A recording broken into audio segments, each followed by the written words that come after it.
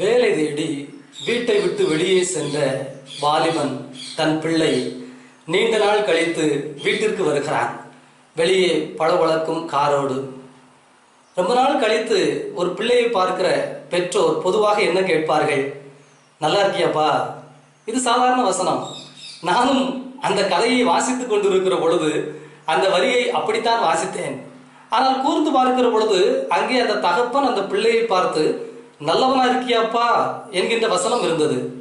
ஒருவேளை எழுத்துப்பிழையாக இருக்குமோ என்று நினைத்தேன். ஆனால் முழு கதையையும் வாசித்த பிறகுதான் தெரிந்தது, அந்த கதையினுடைய ஆசிரியர் அதை அழுத்தம் திருத்தமாகவே எழுதியிருக்கிறார். கதை கடலோர குருவிகள். ஆசிரியர் பாலகுமாரன். வணக்கம். இது counselling resource centre CRC YouTube channel. நான் உங்கள் கவுன்சிலிங் சைக்காலஜிஸ்ட் ஜோசப் ராஜ். இந்த கதை கடலோர குருவிகள் என்கின்ற கதை, மாதவன் என்கின்ற ஒரு இளைஞன் வீட்டை விட்டு வறுமையின் காரணமாக வேறு வழியே இல்லாமல் வெளியே வேலை தேடி செல்ல வேண்டிய அவசியம்.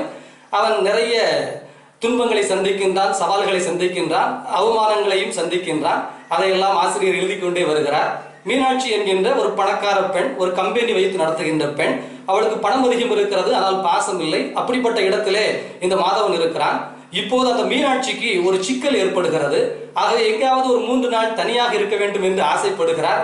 அதனுடைய அடிப்படையிலே மாதவனுடைய வீடு இந்த காவேரி நதிக்கரையிலே தஞ்சாவூரில் இருக்கிறது. அங்கே யாரும் தேடி வர மாட்டார்கள் என்பதற்காக மாதவன் மீனாட்சியினுடைய கார் டிரைவராக பணியாற்றி கொண்டிருக்கிறார். அவரது வீட்டிற்கு வந்திருக்கிறார். இங்கே இந்த மாதவனுடைய அப்பா ஒரு ஞானம் நிறைந்த மனிதராக காட்டப்படுகிறார். தன் பிள்ளைக்கு ஏற்கனவே வாழ்க்கையை சொல்லிக் கொடுத்தவர், வேலை தேடி போ என்று அனுப்பி வைத்தவர். இப்போது மாதவனும் மீனாட்சியும் வந்திருக்கிறார்கள். இந்த கதையினுடைய இறுதி பகுதியை நான் உங்களுக்காக வாசிக்கின்றேன். பிறகு மீதி கதைகளை முழுவதுமாக நாம் நேரம் கிடைக்கிற பொழுது பார்க்கலாம். உங்ககிட்ட மீனாட்சி என்னப்பா சொன்னா? சொல்லி தரணுமா? எது? வாழ்க்கை. நிறைய காசு, வாழ்க்கையில் அவளுக்கு எந்த குறையும் இல்லை தெரியுமோ? அப்படி இல்லை மாதவா, காசு மட்டும் வாழ்க்கை இல்லை. என்னப்பா இது? நாம எப்படி சாப்பாட்டுக்கு தவிச்சிருக்கோம்? ஏன் நமக்கு மட்டும் இத்தனை காசு கஷ்டம்னு எவ்வளவு வேதனைப்பட்டிருக்கோம்? மாதவா, வேதனைப்பட்டது நீ, நான் இல்லை. அந்த தந்தை தொடக்கத்தில் பல வேதனைகள் இருக்கும், அதை உள்வாங்கியதே இல்லை என்பதை இந்த இடத்தில் சொல்லுகிறார். எது நமக்கு இல்லையோ அதுக்கு மனசு இயங்கும். இந்த பெண் நட்புக்கு இயங்குகிற ஜாதி. ஏழ்மை தெரியலப்பா, தெரிஞ்சா காசு ஆசை இவளுக்கும் வந்திருக்கும். அப்படி சொல்றதுக்கு இல்ல மாதவா, இது போதும்னு சின்ன இடமா கிடைச்சா இவ உட்கார்ந்துருவா. என்னத்தை சொல்லித்தர போற? அவளுக்கு புரிய வைக்கணும். எப்படி? என்ன உனக்கு தேவைன்னு அவளையே அவள் கேட்டு தெரிஞ்சுக்க வைக்கணும். வெறும் பேச்சில் தெரிஞ்சிருமா? யோசிப்பு தான் சொல்லுக்கு ஆரம்பம். சரியா யோசனை பண்ண தெரிஞ்சிட்டா செய்யற காரியத்துல நடமாட்டம் இருக்காது. காசு முக்கியம் இல்லைன்னு சொல்லித்தர போறியா? காசு எதுக்கு முக்கியம், எப்ப முக்கியம், எவ்வளவு முக்கியம்னு சொல்லித்தர போறேன். காசு முக்கியம் இல்லாத நேரம் உண்டாப்பா? உண்டு. என்னை சம்பாதின்னு வெளியே துரத்தின, அப்ப உனக்கு சேர்த்தே சொல்லித்தரேன். என்னது? காசு எப்ப முக்கியம் இல்லைன்னு. எனக்கு பிடிக்கல. ஏன்? அவளை குழப்பி விட்டுருவியோன்னு பயமா இருக்கு. காசு ஏன் முக்கியம் மாதவா? கார் வாங்கலாம். ருசி கண்டு போச்சு உனக்கு. தப்பாப்பா, கார் வாங்க என்னை கொலை பண்ண முடியுமா உன்னால? என்ன கேள்விப்பா இது? அப்படி ஆயிரும் மாதவா. ருசி அதிகமானா அப்படி நேரும். இதுக்கு என்ன செய்யணும்பா? அப்பாவை கொலை பண்ணிட்டு கார் வாங்கினா அப்ப கார் எத்தனை வேதனையா இருக்குன்னு உனக்கு தெரியும். நான் அப்படித்தான் வாங்கணும்னு சொல்லலையே. காருன்னு மனசு பறக்கிற போது, ஒரு லட்சியம் நோக்கி போற போது இழப்பு என்னன்னு தெரியாது மாதவா. இழப்பு இல்லாம லட்சியம் போக என்னப்பா வழி? மீனாட்சி வரட்டும், நான் போய் கூட்டிட்டு வரேன். வேண்டாம், உட்காரு. ஏன்பா? யாரையும் விரட்டாதே, அது வெறுப்பு தரும். இல்ல, சீக்கிரமா வர சொல்லதான் நான் ட்ரை பண்ணேன். உனக்கு சீக்கிரமானது அவளுக்கு முக்கியம் இல்லாமல் இருக்கலாம் இல்லையா? மாதவன் குழம்பினான். பாடம் கேட்க 2 பேர் இருப்பது அவருக்கு சௌரியமாயிற்று. 30வது அத்தியாயம். சொல்லிக் கொடுப்பதில் எந்த சிரமம் இல்லை. ஆனால் சொல்லிக் கொடுத்ததை சொல்லிக் கொடுத்த விதத்தில் புரிந்து கொள்வதில் தான் சிரமம் இருக்கிறது. சொல்லிக் கொடுப்பவன் மீது முழுவதுமாக கற்றுக்கொள்பவன் இருக்க வேண்டி இருக்கிறது. அப்படி ஒரு கவனம் வர ஆர்வம் தேவையாக இருக்கிறது. இந்த ஆர்வத்திற்கு அப்பால் சொல்லிக் கொடுப்பவனுக்கு விஷயம் தெரியும் என்ற நம்பிக்கை கற்றுக்கொள்பவனுக்கு தேவைப்படுகிறது. கற்றுக்கொள்ள ஒரு நல்ல சூழ்நிலை தேவையாக இருக்கிறது. கற்றுக்கொள்ள நல்ல நேரம் தேவைப்படுகிறது. எனவேதான் இந்த காவேரிக்கரை வாய்க்கால் ஓரம் நீரும் பசுமையும் சூழ்ந்த சூழ்நிலையில் கதிரவன் மரங்களுக்கு பின்னே மறைந்து கொண்டே இந்த மாலை பொழுதில் நான் உங்களுக்கு பேச ஆரம்பித்தேன். நீங்கள் இருவரும் நான் சொல்வதை மிக கவனமாக கேளுங்கள். உங்கள் கவனம் குறைந்தால் நஷ்டம் எனக்கில்லை. எல்லா படிப்பும் ஒன்றின் தொடர்ச்சியாக ஒன்று என்று போவது. ஒரு இடத்தில் கவனம் குறைய ஒரு பள்ளம் விழுந்துவிடும். மற்ற விஷயங்கள் தொடர்ந்து புரியாமல் போகும். எனவே மனசு சிதறாமல் நான் சொல்வதை கேளுங்கள். மாதவனும் மீனாட்சியும் எதிரே உட்கார்ந்து கொண்டிருக்க மாதவனின் அப்பா கன கம்பீரமாக பேச ஆரம்பித்தார். மீனாட்சி அவரை ஆச்சரியத்தோடு உற்று பார்த்தாள். அவர் கண்களின் கீழ் இறப்பை கட்டி மெல்லிய கோடுகளாய் சுருக்கம் விழுந்திருந்தது. கண் விளிம்பு சிவந்திருந்தது. அவர் பார்வையில் ஒட்டுதல் இல்லாது ஒரு விலகல் தெரிந்தது. சகலமும் தெரிந்த சாந்தம் மின்னிற்று.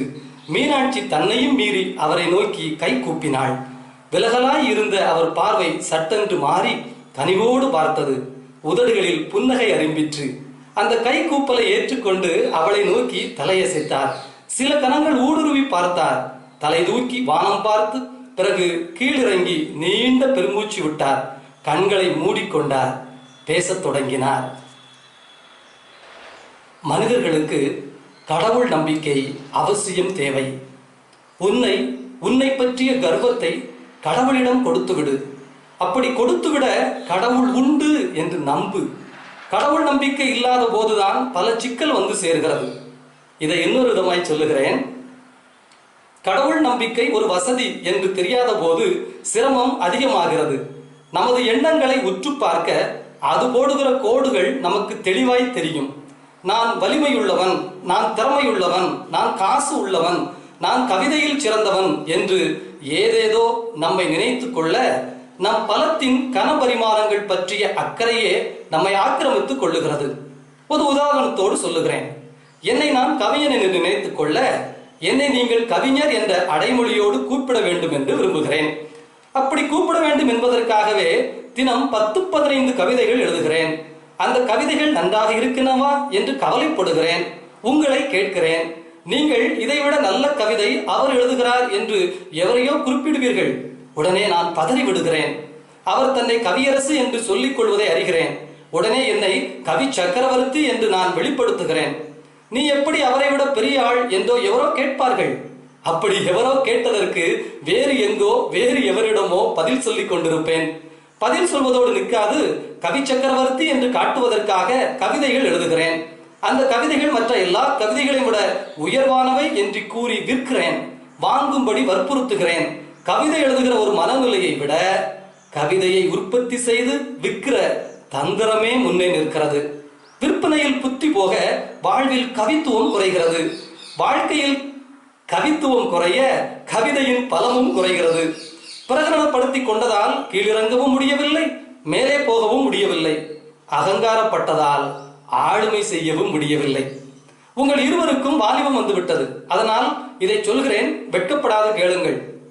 காமசூத்திரத்திலே ஒரு ஸ்லோகம் உண்டு. எவன் ஒருவன் எப்போதும் காம நினைப்பாக இருக்கிறானோ அவனால் போகத்தை பூரணமாக அனுபவிக்க இயலாது. மிகவும் சூட்சுமமான சுலோகம் இது. ஒன்றில் ஆளுமை வேண்டுமெனில் எந்நேரமும் அதை குறித்தே எண்ணிக்கொண்டிருப்பதில் அர்த்தமில்லை.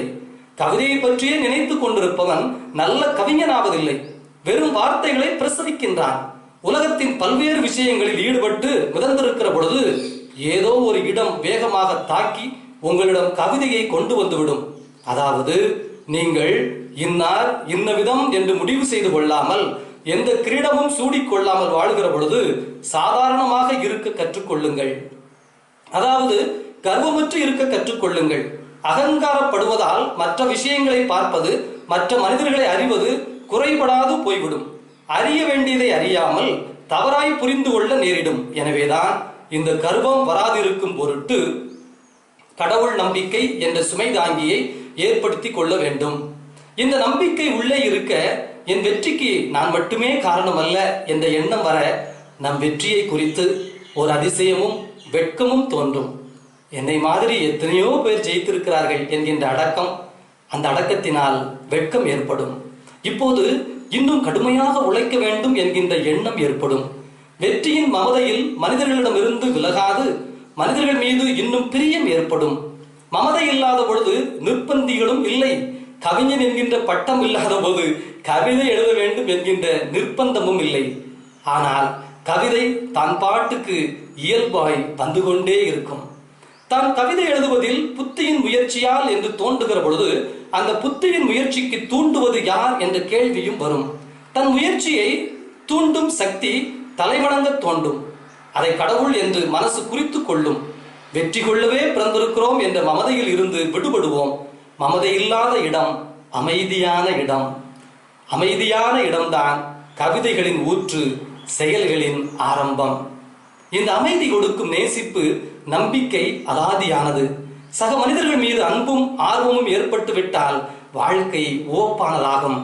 மிக அற்புதமான கவிதை என்று பிறர் பாராட்டும் போது அப்படியா என்று கேட்க தோன்றும். கவிதை அற்புதமாக இருந்தால் போதுமா?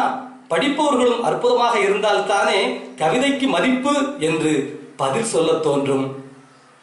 பாராட்டியவரையே பாராட்ட ஆரம்பித்து விட்டால் எத்துணை ஆனந்தம்! அந்த நிலையில் கவிஞனும் கவிதையும் வாசிப்பவனும் ஒரே சமயத்தில் இருக்கிறார்கள். இந்த மூன்றில் தொடர்பும் இறுக்கமாகிறது. இதை மறந்து போய் ஒரு கவிஞன் கர்வப்பட்டானே ஆனால் அவன் கர்வத்தால் வாசிப்பவர்களை இழந்து கீழே பார்க்க அந்த வாசிப்பவனும் கீழே கவிதை போய்விடுகிறது. இன்னொரு விஷயம் முக்கியம். கர்வமற்று இருத்தலை போலியாக செய்து விடுதல் ஆகாது. இதைவிட கர்வப்பட்டு கிடப்பதே உத்தமம்.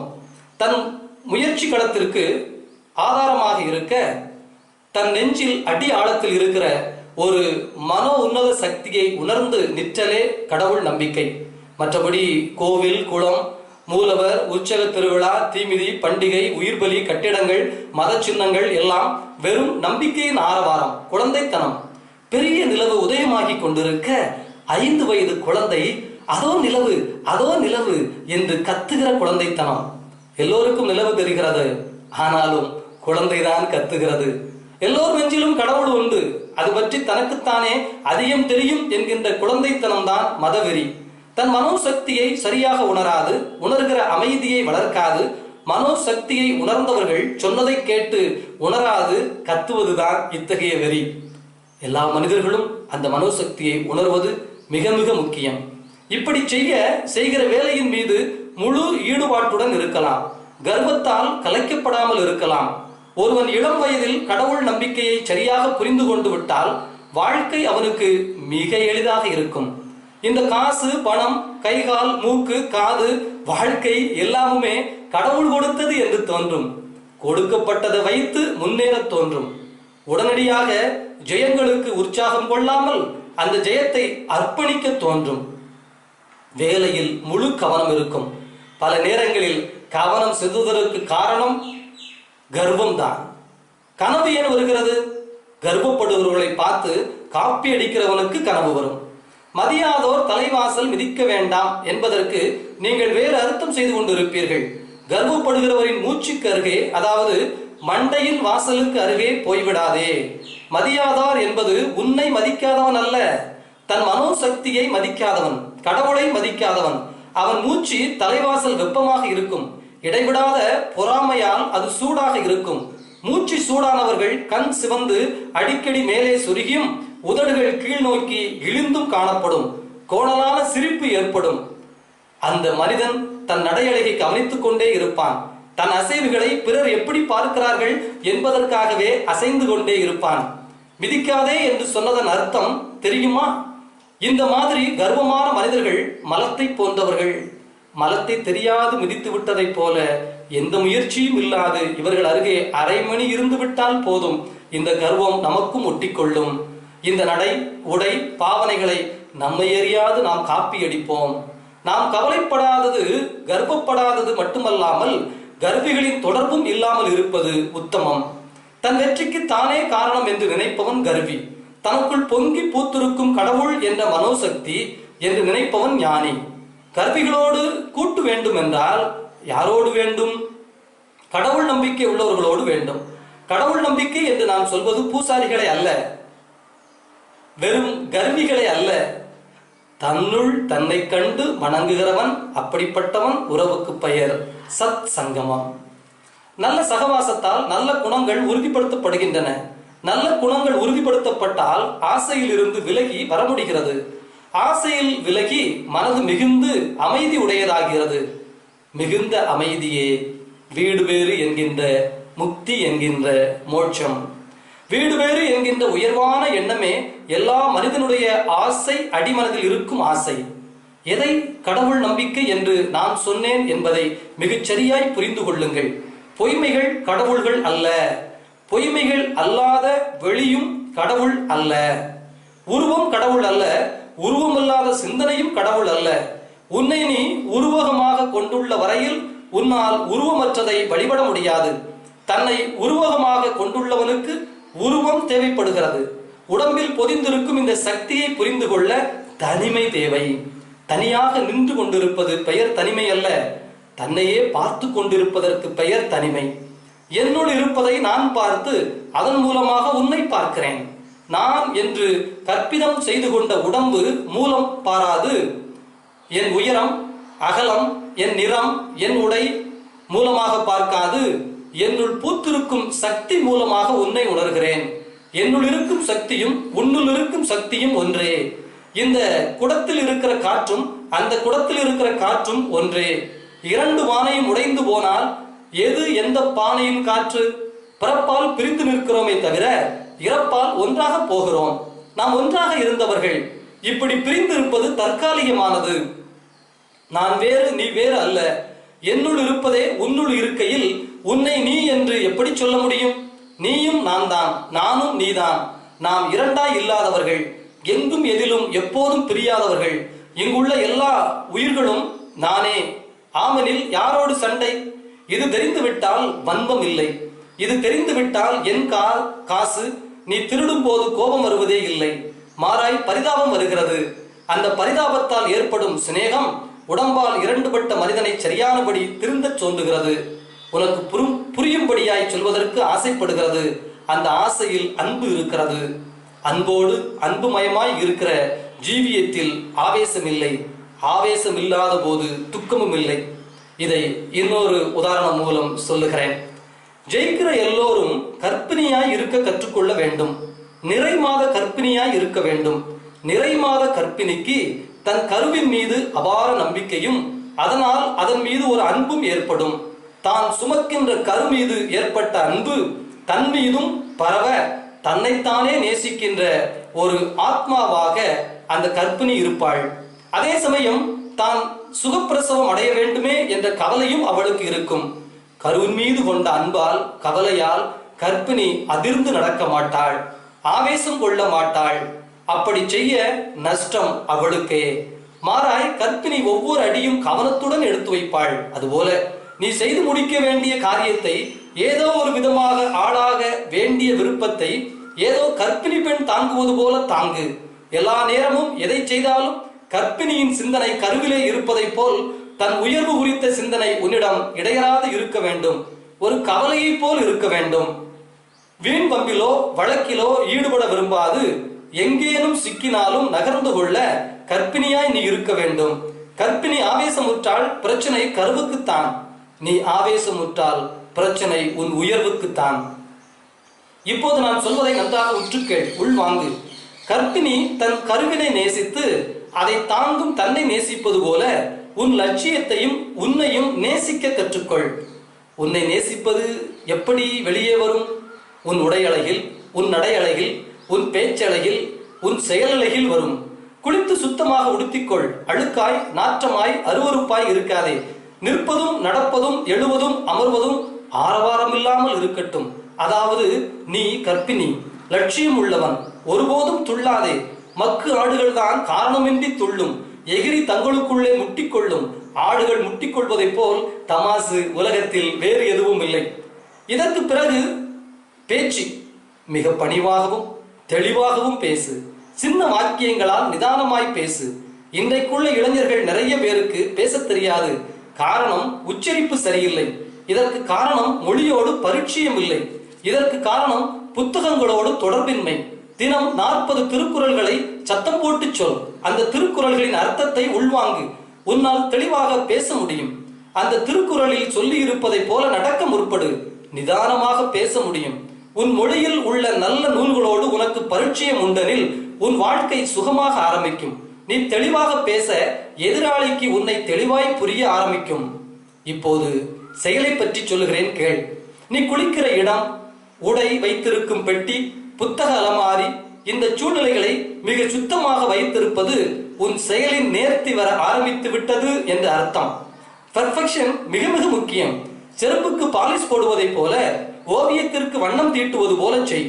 உன் வேலைகளுக்கு இன்னொருவரை கட்டளையிடாதே, நீயே செய். மிக முக்கியமான உதாரணம் ஒன்று தருகிறேன்.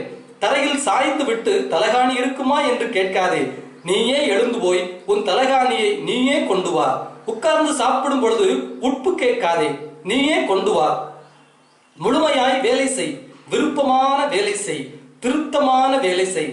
விருப்பமாய் வேலை செய்கிற பொழுது வேலைகள் நிறைய சேரும். வேலைகள் நிறைய சேர்ந்தால் வீண் பேச்சு குறையும். வீண் பேச்சு குறைவான இடத்தில் சச்சரவு எழவே எழாது. ஆனால் மாதவா, மீனாட்சி, வாழ்க்கை என்பது அத்தனை சுலபமில்லை. நீங்கள் சரியாக இருந்து விட்டால் எல்லாம் சரியாகி விடாது. நீ சரியாக இருக்கிறாய் அல்லது சரியாக இருக்க முயற்சிக்கிறாய் என்பது தெரிந்தால் போதும், உன்னை கலைக்க பல மிருகங்கள் வரும். தன் வாழ்க்கையை சரியாக அமைக்காத தான் தோன்றிகள், திருடர்கள், பொய்யர்கள், சூதாடிகள் உன்னை கவிழ்க்க வருவார்கள். இப்படிப்பட்டவர்கள் உறவு என்கின்ற பெயரிலோ நட்பு என்கின்ற பெயரிலோ நெருக்கமாய் இருப்பார்கள். அவர்களிடமிருந்து அப்பால் போகாத முடியாதபடி சூழ்நிலைகள் உனக்கு ஏற்படும். தன் தேவையையும் தன் பலத்தையும் உற்றும் உணர்ந்தவர்கள் இவர்களை அமைதியாக சமாளிப்பார்கள். இவர்கள் பக்கமிருந்தும் இவர்களிடமிருந்து விலகியே இருப்பார்கள். இவர்களோடு பேசி சிரித்தாலும் இவர்களோடு ஒட்டாது இருப்பார்கள். சமயம் வரும் பொழுது முழு மூச்சாய் எதிர்த்து நிற்பார்கள். மறுபடியும் சொல்கிறேன் கேள். திருடன், கோள் சொல்லி வஞ்சனை செய்பவன் வாழ்ந்ததாய் சரித்திரமே இல்லை. இது சத்தியம். தயவு செய்து புரிந்து கொள். ஆரம்ப வெற்றியும் பளபளப்பும் இருப்பினும் அதன் வெற்றிகளே அவனை படுகுழியில் தள்ளும். அவன் பளபளப்பு அவனுக்கு குஷ்டம் என்பதை காட்டும். திருடர்களின் ஆரம்ப வெற்றியை கண்டு திகைத்து விடாதே. நாமும் திருடினால் என்ன என்று தப்பு கணக்கு போட்டு விடாதே. திருடர்கள் தூங்குவதே இல்லை தெரியுமா? தொழில் காரணமாய் அல்ல, பயம் காரணமாய். ஒரு திருடன் தான் ஜெயித்து விட்டதாய், பெரிய பணக்காரன் ஆகிவிட்டதாய், உயர் பதவி வகிப்பதாய், சீரும் செல்வாக்குடனும் இருப்பதாய் காட்டுவான். திரும்ப திரும்ப காட்டுவான், பறையறிவிப்பான். நிறைய அரசியல்வாதிகள் படபடமாய் இருப்பதற்கு காரணம் திருட்டுத்தனத்தின் வெளிப்பாடுதான். உனக்கு உள்ளது உன்னுடனேயே இருக்கும், அழியாது. சண்டை போடுகிற தகப்பன், ஏமாற்றுகிற தமையன், கட்டி போடுகிற தாய், சுமக்க சொல்லுகிற தங்கை, ஏளனம் செய்கிற காதலி, இங்கனம் இல்லாத நண்பன் என்று உலகத்தில் பல வேதனைகள் உண்டு. மறுக்காதே, ஏற்றுக்கொள். இவைகளை விட்டு எங்கும் விலக முடியாது.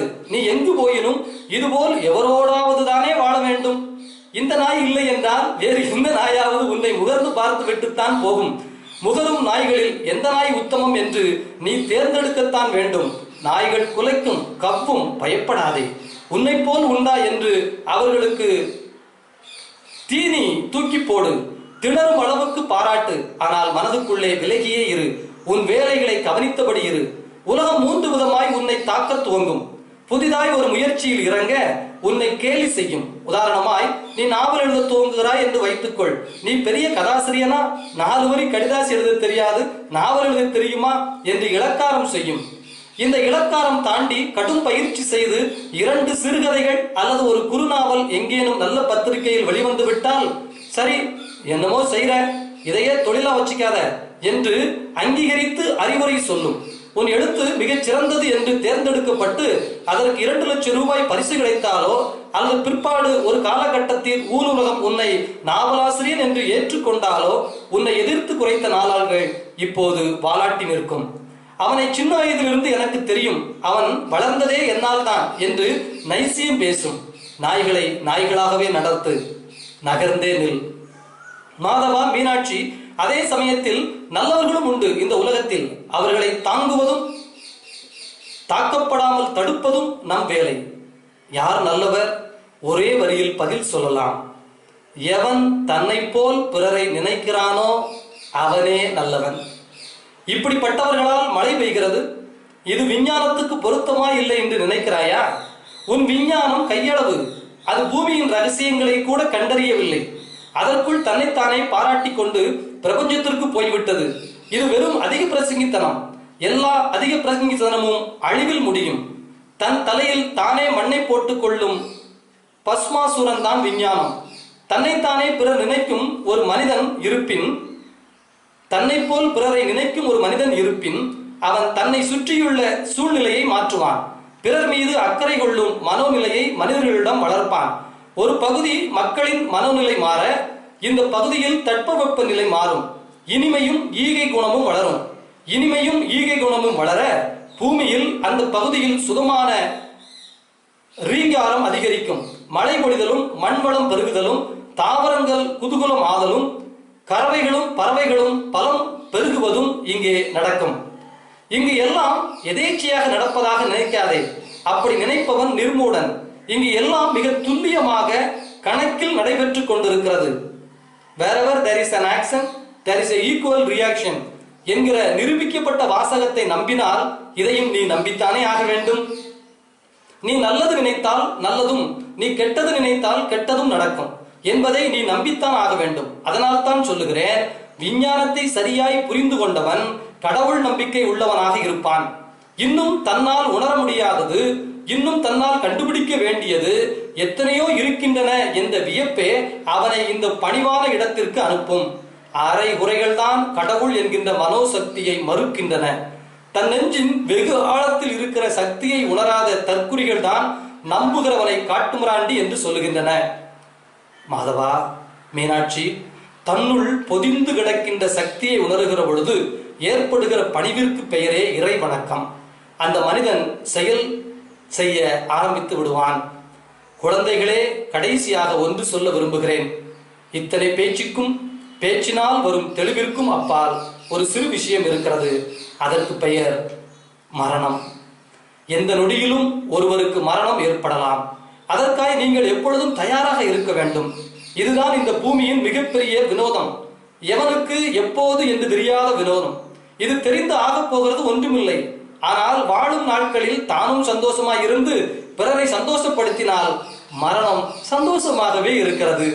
சந்தோஷமாக சாவது எத்தனை சுகம். எல்லோரும் சாக பயந்து கொண்டே சாகிறார்கள். சந்தோஷமாக சாவது எத்தனை சுகம். எல்லோரும் சாக பயந்து கொண்டே சாகிறார்கள். மரணத்தை கைகூப்பி வரவேற்பவன் தான், மகிழ்வோடு ஏற்றுக்கொள்பவன் தான் மாமேதை அறிஞன். ஆனால் இங்கே அறிஞர் என்று பாராட்டப்படுகிறவர்கள் எல்லோரும் அழுது அழுது செத்து போய் கொண்டிருப்பவர்கள். மிகப்பெரிய பண்டிதன் தான் அறிவாளி என்று பட்டம் பெற்றவர்கள் எல்லோரும் ஐயோ போகிறோமே என்று அழுது கொண்டே போய் கொண்டிருக்கிறார்கள். ஒருவனுக்கு மரண பயம் ஏன் வருகிறது? இடையராது அவனை ஏன் ஆட்டி படைக்கிறது?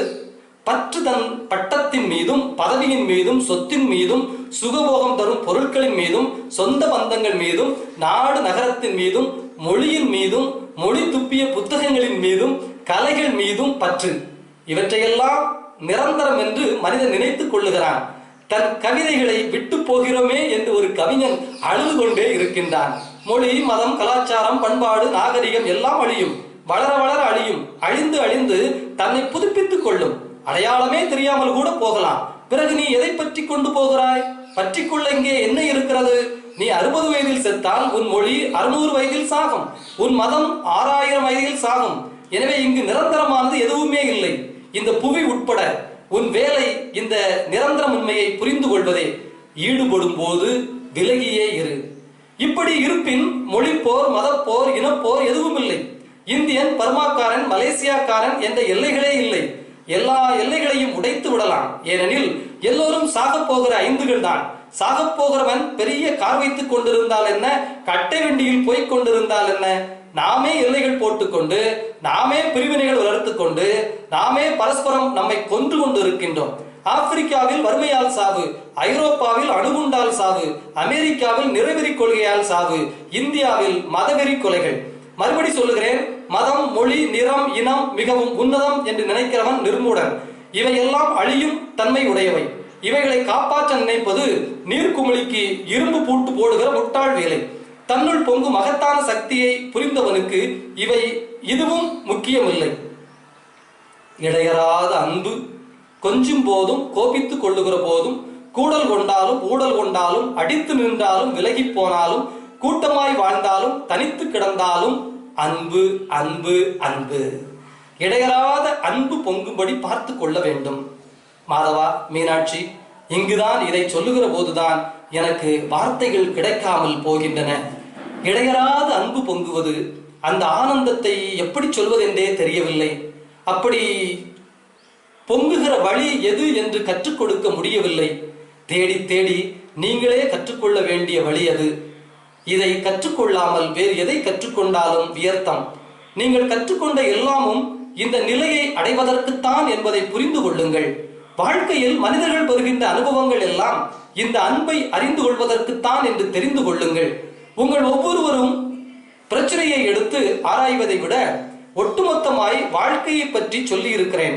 இதற்குள் எல்லோர் பிரச்சனையும் அடங்கிவிடும். உங்கள் பிரச்சனைகளுக்கு தீர்வை பிறரிடம் கேட்காதீர்கள், நீங்களே தேடுங்கள். இன்று தீர முடியாத பிரச்சனைகள் நாளை சுலபமாய் தீர்ந்து போய்விடும். நாளைக்கு வேறு பிரச்சனை தீர்க்க இன்னொரு பிரச்சனை முளைக்கும்.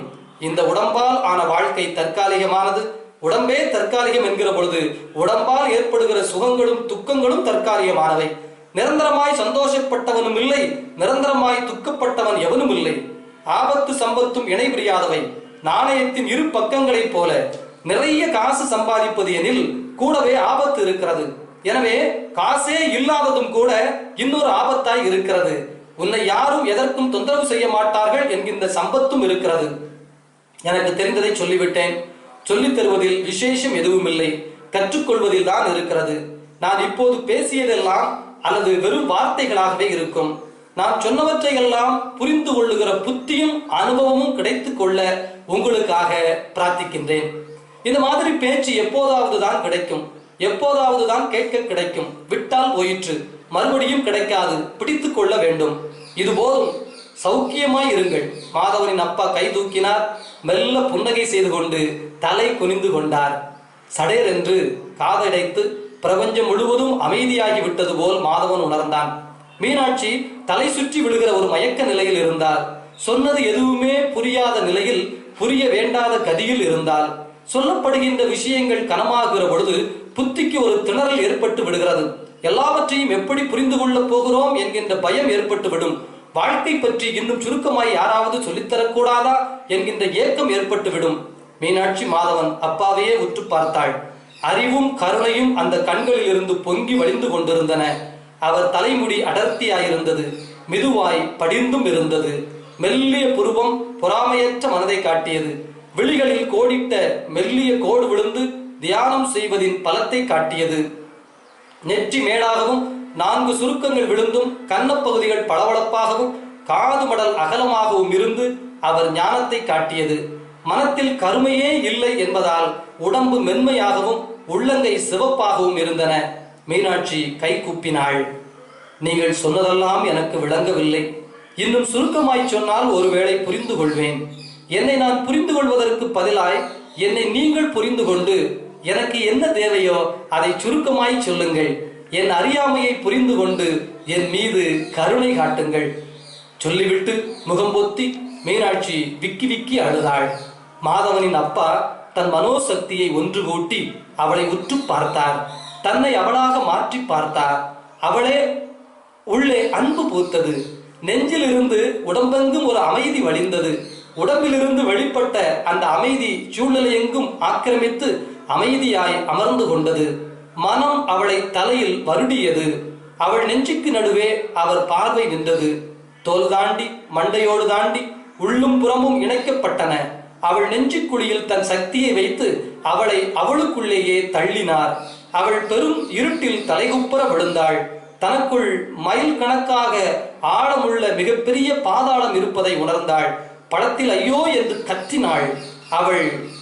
அவள் புறங்கையை தொட திடுமென்று விழித்துக் கொண்டாள். திகைப்போடு அவரை பார்த்தாள். உனக்கொரு கதை சொல்லுகிறேன் கேள் மீனாட்சி. தத்துவத்தின் கடுமையை கதைகளின் எளிமை குறைக்கும். உனக்கு நான் ஒரு கதை சொல்லட்டுமா? மீனாட்சி சரி என்று தலையசைத்தாள். மாதவனும் கேட்கத் துவங்கினான். கடலோரத்து புதர் ஒன்றில் 2 குருவிகள் கூடமைத்து குடித்தனம் செய்தன. 2 முட்டைகள் இட்டன. கருத்தோடு பேணி வளர்த்தன. ஒரு நாள் கடல் பொங்கி ஆடியதில் 2 முட்டைகளும் நீருக்குள் போய்விட்டன. குருவிகள் பதறி தவித்தன. ஒரு குருவி விசும்பி அழ மற்றொரு குருவி சொல்லியது, எதற்கு அழுகிறாய்? உனக்கு அந்த முட்டைகள் வேண்டும், அவ்வளவுதானே, நான் எடுத்து தருகிறேன் என்று வீரம் பேசியது. எப்படி முடியும்? மறுகுருவி கேட்டது. உழைத்தால் முடியும். முட்டைகள் கடலுக்குள் தானே இருக்க வேண்டும். கடல் நீரை மறுபடி இறைத்து விட்டால் முட்டைகள் தெரியும் அல்லவா? அப்போது அவைகளை நாம் எடுத்துக் கொள்ளலாம் அல்லவா? உறுதியாய் பேசியது. முடியுமா? மறுகுருவி சந்தேகம் எழுப்பியது. முயற்சித்தால் முடியும். இருமாப்போடு அந்த குருவி பேசியது. 2 குருவிகளும் உயரக் கிளம்பின. தங்கள் அலகால் கடல் நீரை முகர்ந்து மறுபடியும் கொட்டின. இரவு பகல் வாராமல் அலைந்தன. முட்டைகள் கிடைத்தே ஆக வேண்டுமென வெறியில் உழைத்தன. பசி, தூக்கம், நோவு எல்லாம் மறந்து நீரை அலகால் முகர்ந்து மறுக்கரையில் ஊற்றிக் கொண்டிருந்தன. அந்த கடற்கரை வழியே ஒரு முனிவர் நடந்து வந்தார். இடதும் வலதுமாக அந்த குருவிகள் அலைவதை பார்த்தார். தன் மனோசக்தியை அவற்றுக்குள் செலுத்தி அவைகள் நோக்கம் அறிந்து கொண்டார். சிரித்தார். அதே மனோசக்தியால் அந்த முட்டைகளை கண்டுபிடித்து நீரிலிருந்து அவைகளை மெதுவாய் எடுத்து கரையில் வைத்தார். தன் வழியே நடந்து போனார். குருவிகள் முட்டையை பார்த்து திகைத்தன. துள்ளி பறந்தன. நான் சொன்னது நடந்து விட்டது பார். உழைத்தால் உயரலாம், முயற்சித்தால் முடியலாம். நாம் நீர் முகந்து அந்த கரை சேர்த்ததில் கடல் வற்றி முட்டைகள் வெளியே வந்து விட்டன பார் என்று முதல் குருவி கூறிற்று. மறு குருவி ஆமாம் ஆமாம் என்றது. மீனாட்சி அந்த குருவிகள் முயற்சி செய்திருக்காவிட்டால் முட்டைகள் கிடைத்திருக்காது. ஆனால் முட்டைகள் கிடைத்ததற்கு முயற்சி மட்டுமே காரணம் இல்லை. இது ரொம்ப சூட்சமமான கதை மீனாட்சி. யோசிக்க யோசிக்க எத்தனையோ விஷயங்கள் இதிலிருந்து புரியும். கண்மூடி இந்த கதைக்குள்ளேயே இரு. மாதவனின் அப்பா மீனாட்சியின் தலையில் கை வைத்து அழுத்தினார். நெற்றியில் புறங்கையால் வருடினார். மூக்கில் கன்னங்களில் விரல்களால் வருடினார். இப்போது பயமில்லாமல் மீனாட்சி தன்னுள் ஆழ்ந்தார். எதிரே எவரோ ஒருவர் உட்கார்ந்து சொல்லித் தருவதும் அப்படி சொல்லித் தருபவர் எதிரே உட்கார்ந்து கற்றுக்கொள்வதும் எளிதான விஷயங்கள். ஆனால் வாழ்க்கை கடினமானது. கற்றுக்கொண்டதெல்லாம் மறந்து போகிற சந்தர்ப்பங்களை வாழ்க்கை அடிக்கடி ஏற்படுத்தி தரும். நன்மை இது என்று தெரிந்தும் மிகச் சரியாய் தீதான விஷயங்களை நாம் செய்து கொள்ளுகிறோம். மனசு மிக தெளிவாய் இருக்கிறது என்று நினைத்துக் கொண்டிருக்கும் பொழுதே மிக மக்குத்தனமான ஒரு முடிவு எடுக்கின்றோம். கற்றுக்கொள்வதற்கு ஒரு திறமை வருவது போல கற்றுக்கொண்டதை வாழ்க்கையில் அபியாசம் செய்வதற்கு ஒரு திறமை வேண்டி இருக்கிறது. அதாவது எந்நேரமும் கற்றுக்கொண்ட பாடத்திலேயே இருக்க வேண்டி இருக்கிறது. பூதாகரமான பிரச்சனைகள் முளைக்கின்ற போது அப்போதுதான் எதிர்கொள்ள முடிகிறது. 3 நாட்கள் மீனாட்சி சொல்லிக் கொடுத்ததோடே இருந்தாள். கடலோரத்தில் வசித்த குருவிகள் கதையை சிக்கென்று பிடித்துக் கொண்டாள். இடைவிடாத பல்வேறு கோணங்களில் அந்த கதையை அலசிக்கொண்டே இருந்தாள். எந்த வேலை செய்தாலும் அந்த கதையின் மீதே அவள் மனசு இருந்தது. வேறு எந்த சிந்தனைகள் வந்தாலும் அதை ஒதுக்கிவிட்டு அந்த கதை மீது அதிக கவனம் வைத்திருந்தாள். குருவிகளின் முயற்சியால் முட்டை கிடைக்கவில்லை. அதாவது கடல் நீரை அப்புறப்படுத்திய முட்டையை குருவிகள் எடுத்து விடவில்லை. முட்டைகள் போனது போனதுதான் என்று குருவிகள் இருந்து விடவும் இல்லை. இரவும் பகலும் உண்ணாமல் ஓய்வெடுக்காமல் முட்டையை எடுத்து விடுவோம் என்ற மிகப்பெரிய நம்பிக்கையோடு குருவிகள் அயராது பாடுபட்டு கொண்டிருந்தன. அவைகள் முயற்சி செய்த வேகத்தில் இறந்தும் கூட போயிருக்கலாம். அவ்வளவு வெறித்தனமாக செயல்பட்டிருக்கின்றன. ஆனால் முட்டைகள் வந்ததே அவற்றின் முயற்சியால் அல்ல. மிக சூட்சமமான கதை இது. முயற்சி செய்வதை இழிவுபடுத்தாமல் என் முயற்சியால் தான் எல்லாம் நடக்கிறது என்கின்ற கர்வத்தையும் வரவழைக்காத மிக அற்புதமான கதை இது. கர்வம் தேவையற்ற விஷயம். கர்வம் உள்ளவனாய் வெற்றியை அனுபவிக்க முடியாது போய்விடும். வெறி கொண்டவன் வெற்றியை எப்படி அனுபவிக்க முடியும்? வெற்றியை அனுபவித்தல் என்பது என்ன? மற்றவர்களால் பாராட்டப்படாமல், கர்வப்படாமல், மற்றவர்கள் அருகே இருக்கிறார்களா, ஓடி போய் விட்டார்களா என்று தெரியாமல் வெற்றியை அனுபவிப்பது எப்படி? வெற்றி வந்து வெற்றி பெற்றவன் வாய்விட்டு சீறி அந்த சீற்றத்தால் எல்லோரும் விலகி தனிமைதான் எஞ்சும். வெற்றிக்கு கர்வப்படாதே என்றுதான் கதை சொல்லுகிறது. உன் முயற்சி என்று ஆடாதே என்றுதான் கதை சொல்லுகிறது. அதே நேரம் இரவு பகலாய் பசி தூக்கம் மறந்தவராய் உழைக்க வேண்டும். என்ன வேடிக்கை இது!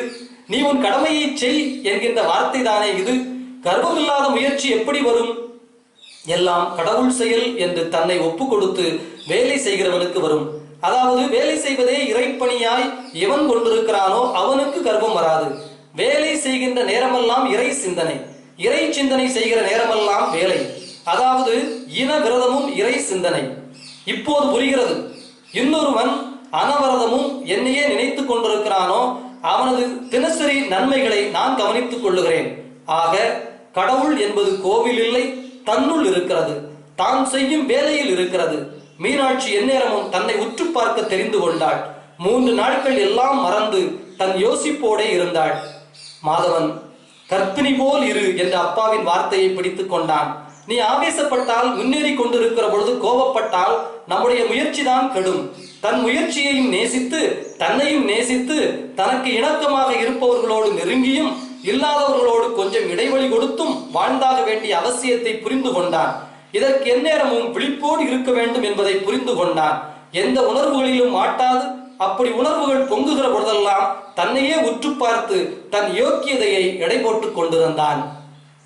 இவ்வாறாக தொடர்ந்து கடலோர குருவிகள் என்கின்ற இந்த பாலகுமாரனுடைய நாவல் செல்லுகிறது. ஒரு எளிய வடிவ பாக்கெட் நாவலிலே இத்தகைய ஒரு ஆழமான தத்துவத்தை நமக்கு சொல்லி தந்திருக்கிறார்.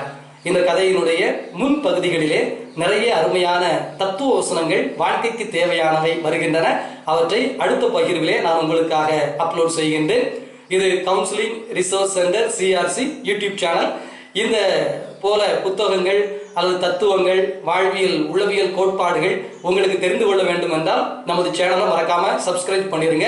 ஒருவேளை இது நீண்ட பகுதி தான், ஆனாலும் உங்களுக்கு பிடித்திருக்கிறது என்று சொன்னால் மறக்காமல் பிறரோடு ஷேர் செய்து கொள்ளுங்கள். இது கவுன்சிலிங் ரிசோர்ஸ் சென்டர் சிஆர்சி. நான் உங்கள் கவுன்சிலிங் சைக்காலஜிஸ்ட் ஜோசப் ராஜ்.